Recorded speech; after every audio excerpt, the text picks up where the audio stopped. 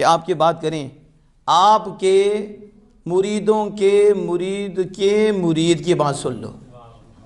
یعنی کن کی؟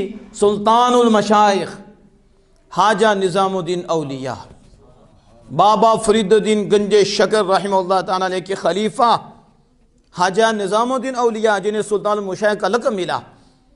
اور بابا صاحب مرید ہیں خواجہ قطب الدین بختیار کاکی رحمۃ اللہ علیہ کے، اور خواجہ قطب الدین بختیار کاکی رحمۃ اللہ علیہ مرید ہیں خواجہ معین الدین چشتی اجمیری رحمہ اللہ تعالیٰ کے، اور خواجہ غریب نواز جن کا عرس ہے خواجہ معین الدین چشتی اجمیری رحمۃ اللہ مرید ہیں خواجہ عثمان ہارونی رحمہ اللہ تعالیٰ علیہ کے.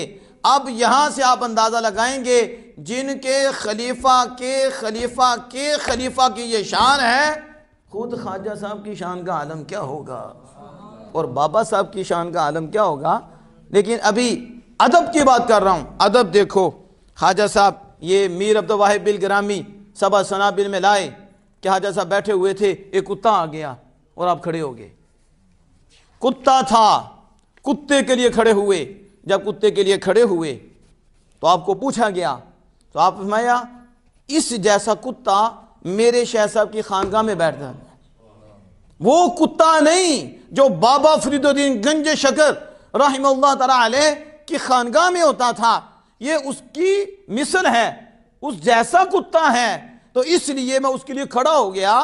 سنو، جن کے ہاں وہ کتا نہیں، اس کتے جیسا کتا ہے، اس کا ادب اتنا ہے کہ سلطان الاولیاء سلطان المشائخ اپنے شیخ کے دربار کے کتے کی مثل کتے کے لیے کھڑا ہو گئے ہیں. مجھے بتاؤ اگر کتا آ جاتا تو کتنا ادب کرتے.